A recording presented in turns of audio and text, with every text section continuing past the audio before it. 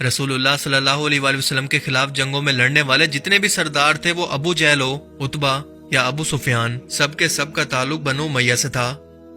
ابو سفیان بھی فتح مکہ کے بعد معافی مانگ کر مسلمان ہونے والے لوگوں میں شامل تھے اور ان کی بیوی ہندہ بھی۔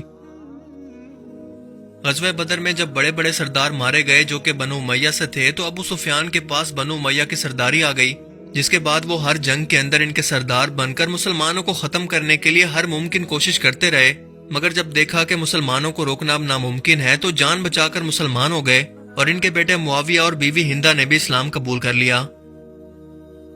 حضرت عمر نے ان فتنوں اور خاندانی دشمنی کو روک کے رکھا کیونکہ آپ کا تعلق بھی بنی ہاشم کے خاندان بنو عادی سے تھا، لیکن مسلمانوں کی ایک بڑی جماعت نے ابو سفیان کے ایمان کو قبول نہیں کیا کیونکہ وہ کہتے تھے کہ یہ صرف اسلام کو غالب ہوتا دیکھ کر مجبوری میں مسلمان ہوئے ہیں،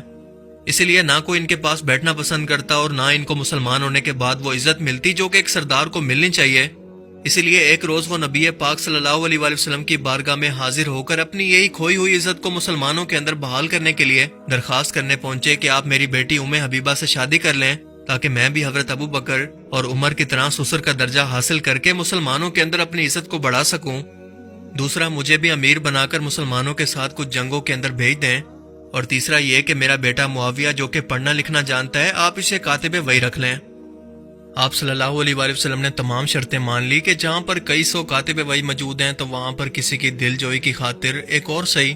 یعنی آپ صلی اللہ علیہ وآلہ وسلم سے مانگ کر یہ سٹیٹس امیر معاویہ کو دیا گیا کہ وہ کاتب وحی بنے، کیونکہ رسول اللہ صلی اللہ علیہ وآلہ وسلم کی عادت تھی کہ کوئی بھی شخص ان سے کسی چیز کی درخواست کرتا یا کچھ بھی مانگتا تو آپ اسے کبھی بھی انکار نہ کرتے۔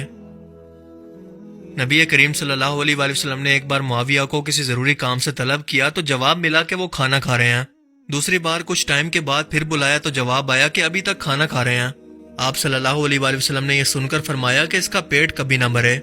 اور نبی کی بد دعا بھی ایسے اثر کرتی ہے جیسے کہ دعا۔ حضرت عمر کے دور تک یہ 4 سال تک دمشق کے گورنر تھے، حضرت عثمان کے دور خلافت کے اندر یہ 12 سال تک ملک شام کے گورنر رہے، حضرت عثمان نے خلیفہ بننے کے بعد انہیں ملک شام اور عراق کا بھی گورنر بنا دیا اور یہ پورے 12 سال تک اتنے بڑے علاقے کے گورنر رہے۔ حضرت عثمان جب تیسرے خلیفہ بنے تو بحیثیت انسان ان سے کچھ غلطیاں ہوئی، اور وہ غلطیاں یہ تھی کہ انہوں نے اپنے خاندان بنو امیہ کے لوگوں کو نوازنا شروع کر دیا، انہیں بڑے بڑے عہدوں پر بنا کسی مقصد کے صرف خاندانی ہونے کی وجہ سے نواز دیا۔ امیر معاویہ کو شام کے ساتھ ساتھ عراق کا ایک بڑا علاقہ بھی ان کی حکمرانی کے اندر شامل کر دیا۔ آپ کے ماموں اور فاتح ایران سعد بن ابی وقاص کو بدل کر کوفہ کا گورنر اسلاف ابن عتبہ کو بنا دیا گیا جو کہ فتح مکہ پر معافی مانگ کر مسلمان ہوا تھا۔ مصر سے عمرو بن عاص کو ہٹا کر اپنے دودھ شریک بھائی کو گورنر لگا دیا جو کہ اسلام لانے کے بعد مرتد ہوا اور پھر سے معافی مانگ کر مسلمان ہوا تھا۔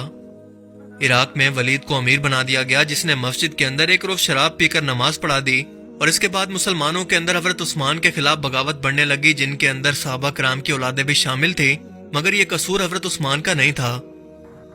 تو اسی عقبہ کی اولاد ہے جو رسول پر جانوروں کی گندگی پھینکا کرتا تھا۔ بدر کے 70 اسیروں میں سے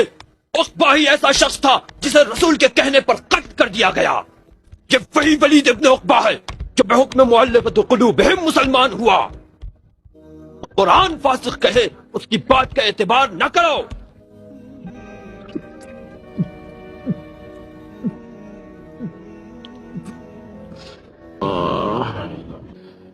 پیتے جا اور پلاتے جا۔ یہ کیا ہو گیا ہے؟ صبح کی نماز کا 4 رکعت ہو گئی۔ کیونکہ مروان جو کہ حضرت عثمان کا پرسنل سیکرٹری تھا، کیونکہ یہ وہ شخص تھا جسے رسول اللہ صلی اللہ علیہ وآلہ وسلم نے مدینہ سے نکال دیا تھا کیونکہ وہ رسول اللہ کا مذاق اڑایا کرتا،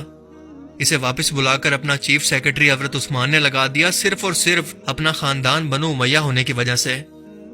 یہ شخص کسی بھی ملک سے آنے والے کسی بھی فریادی کو حضرت عثمان تک پہنچنے نہیں دیتا تھا، بلکہ ان تمام لوگوں نے مل کر حضرت عثمان کے گرد ایک حلقہ بنایا ہوا تھا اور ان کو بے خبر ہی رکھتے۔ یہ لوگ کسی شکایتی خط کو بھی حضرت عثمان تک پہنچنے نہ دیتے،